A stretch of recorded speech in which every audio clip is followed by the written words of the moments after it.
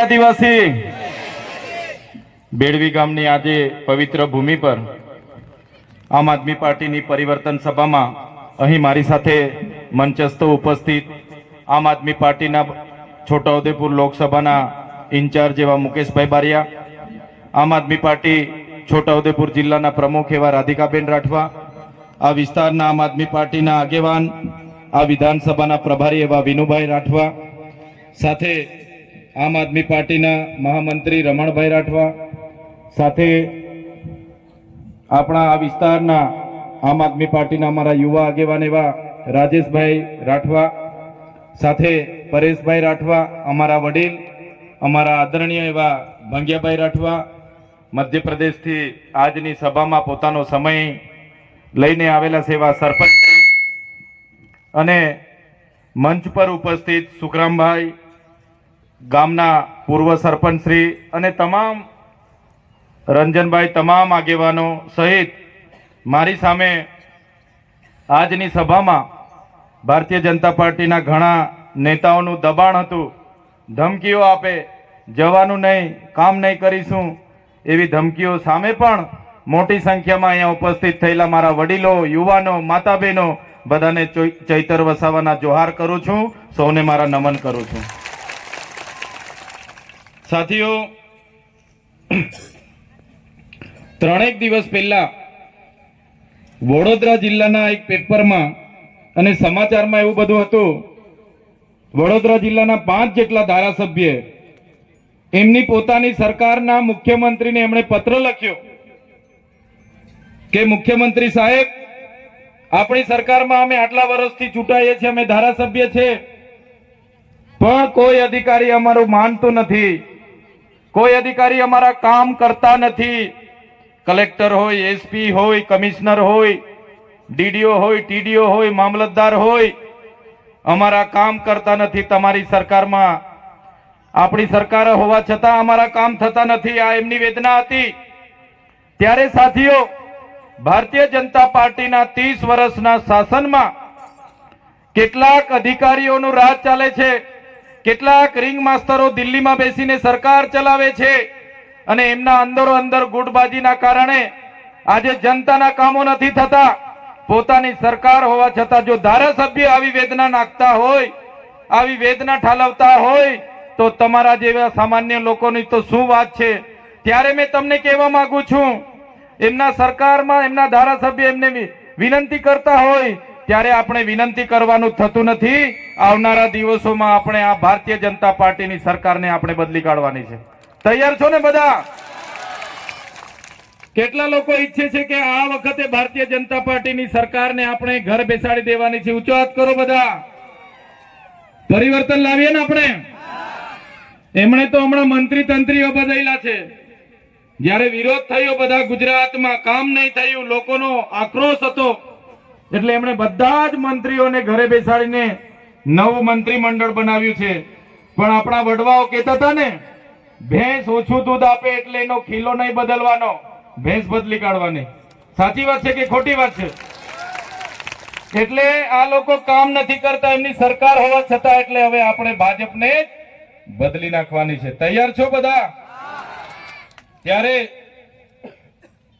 આ પરિવર્તન સભામાં જે પણ લોકો પોતે સ્વયંભૂ આવ્યા છો, ત્યારે અમે તમારું સહર્ષ સ્વાગત કરીએ છીએ. આજે તમે આવ્યા છો, તમે અમારી સાથે છો, અમને પૂરેપૂરો વિશ્વાસ છે. પણ જે લોકો ઘરે હશે, જેમને ડર હશે, ડરાવતા હશે ભાજપના નેતાઓ કે ભાઈ જશો તો તમને ઝૂંપડું નહીં આપીએ, પાણી નહીં આપીએ, બોર નહીં કરીએ, નળ સે જલ નહીં આપીએ, તમારો મીટર નહીં આવશે, અને એવા ઘણા લોકો આજે આવવા માંગતા હતા પણ નથી આવવા દીધા, ખોટી ખોટી ગ્રામ સભાઓ બોલાવી લીધી. ત્યારે એવા લોકોને પણ કહેજો કે ચૈતર વસાવા આવ્યા છે અને એમણે પરિવર્તન કરવાનું કીધું છે. ત્યારે આપણે આવતા તાલુકા અને જિલ્લા પંચાયતમાં તમારામાંથી સારા સારા તાલુકાના ઉમેદવાર નક્કી કરી લો, સારા સારા જિલ્લાના ઉમેદવાર નક્કી કરી લો, આવનાર વિધાનસભાનો ઉમેદવાર નક્કી કરી લો, અને આવનારા દિવસોમાં આમ આદમી પાર્ટીની સરકાર બનાવીને આપણા લોકોના સેવાના કામ કરવા માટે તમારે બધાએ તૈયારી બતાવી દેવી પડશે. હમણાં સુધી શું હતું? દેશ આઝાદ થયો એટલે થોડા વર્ષ કોંગ્રેસે રાજ કર્યું. તૈયાર થઈ જાઓ અને આવનારી જિલ્લા અને તાલુકા પંચાયત આપણા લોકોને જીતાવીને આપણા લોકોના વિકાસના કામ થાય એના માટે બધાને હું વિનંતી કરવા માટે આવ્યો છું. મારા વડીલોને કહેવા આવ્યો છું, મારી માતાઓને કહેવા આવ્યો છું, મારા યુવાનોને કહેવા આવ્યો છું, અંદરનો આત્માને થોડું પૂછો, શું કરો છો પૂછો.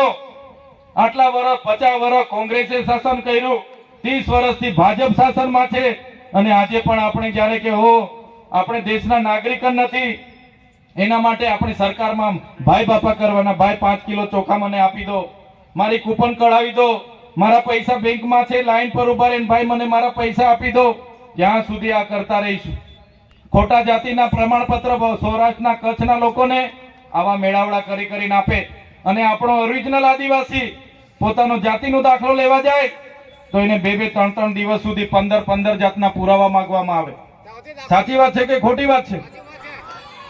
સાચી વાત છે કે ખોટી વાત છે? આજે ઝૂંપડા માટે તમે લાભ લેવા જાઓ, કોઈ બીજો લાભ લેવા જાઓ, વૃદ્ધ પેન્શન લેવા જાઓ, વિધવા પેન્શન લેવા જાઓ, નુકસાનીના પૈસા લેવા જાઓ, ખેડૂતના પૈસા લેવા જાઓ એટલે તમારા પર 20 જાતના પુરાવા માંગે.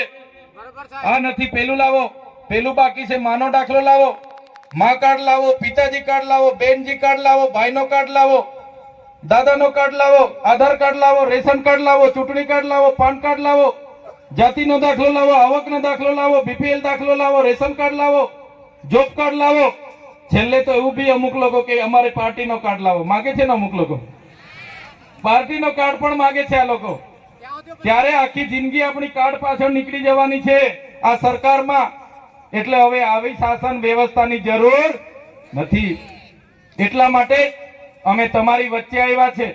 મનરેગા યોજના હતી, આપણે બધા પોતાના ગામમાં લેવલિંગ કરતા, તળાવ ખોદતા, માટી મેટલનો રોડ કાઢતા અને આપણને 100 દિવસની રોજગારી મળતી હતી. આપણા બચુભાઈ ખાબડ, એના છોકરા અને કોંગ્રેસના હીરાભાઈ જોટવા બધા જ લોકોએ મનરેગા પર કરોડો રૂપિયાના ભાજપ અને કોંગ્રેસના લોકોએ ભેગા મળીને કૌભાંડો કર્યા. મંત્રીના દીકરાઓ પણ જેલમાં હતા. કોંગ્રેસના હીરા જોટવા જે ઉપાધ્યક્ષ હતા એ લોકો પણ આજે ભરૂચની જેલમાં છે. એની અસર શું થઈ? આજે આપણને ગામમાં રોજગારી નથી મળતી. આપણા લોકો બિસ્તરા પોટલા બગલે છોકરા લઈને આજે શહેરોમાં જવું પડે છે. ત્યારે મારા સાથીઓ, મારા તમામ યુવાનો વડીલોને અમે વિનંતી કરવા માટે આવ્યા છે કે હવે પરિવર્તનનો સમય પાકી ગયો છે. પરિવર્તન લાવવું પડશે. આમ આદમી પાર્ટીના નેતાઓ તમે જોઈ લો, તમામ નેતાઓ તમારા માટે લડવા તૈયાર છે. અમારા વિડીયો તમારા પર આવતા હશે. અમારા કોઈની સાથે વ્યક્તિગત ઝઘડા નથી, નથી એસપી સાથે ઝઘડા કે નથી કલેક્ટર સાથે ઝઘડા. અમે હર હંમેશ લોકો માટે બોલીએ છીએ. હર હંમેશ તમે મોબાઈલ ખોલશો રોજનો અમે લોકો માટે લડીએ છીએ. અમારા નેતાઓ બધા લોકો માટે લડીએ છીએ, તમારા માટે લડે છે. ત્યારે અમને બધાને તમારા સાથ અને સહકારની જરૂર છે.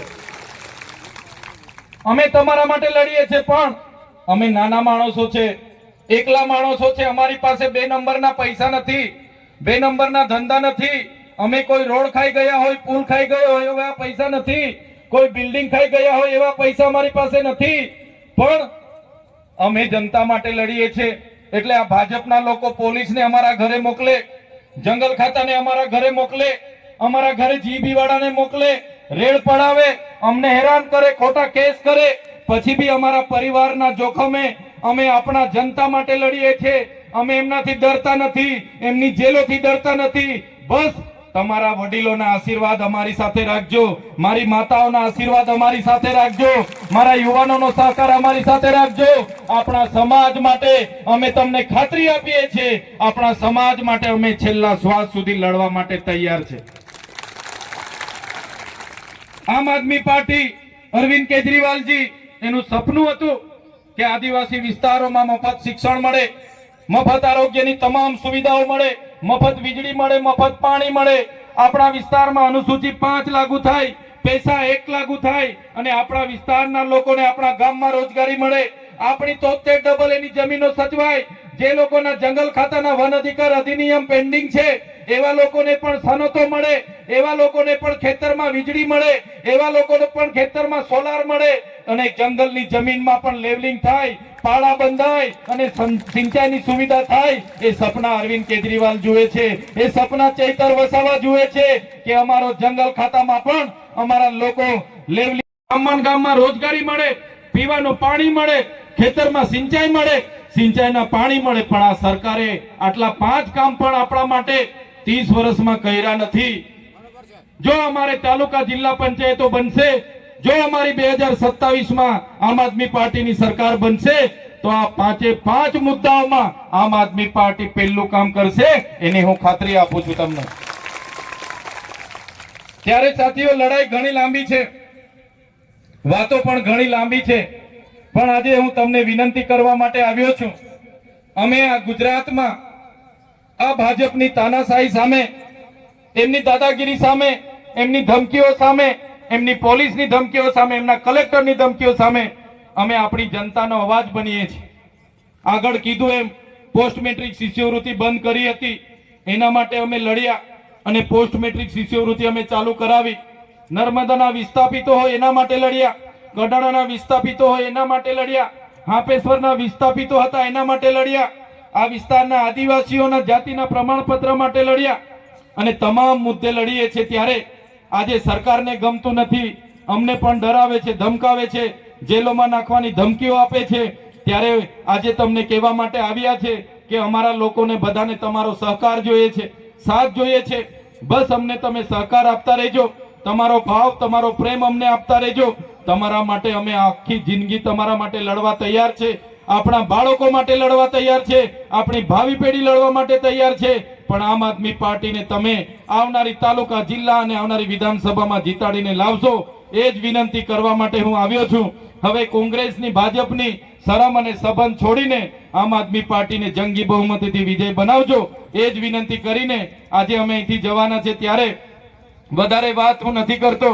આજે ઘણું મોડું થયું છે, છતાં બધા જ આજુબાજુ ગામના વડીલો, યુવાનો, મુખીઓ, પટેલો, સરપંચો અને તમામ અહીં ઉપસ્થિત થયા છો. ત્યારે મોટી સંખ્યામાં મારી માતા તુલ્ય માતાઓ પણ છે, બહેનો પણ છે અને ભાઈઓ પણ છે. બધા જ લોકોનો હું ખૂબ ખૂબ આભાર માનીને વિરમું છું. બધાનો ખૂબ ખૂબ આભાર, ધન્યવાદ. જય આદિવાસી, જય જોહાર. ખૂબ ખૂબ આભાર ધારાસભ્ય શ્રી ચૈતરભાઈ વસાવાનો. હવે હું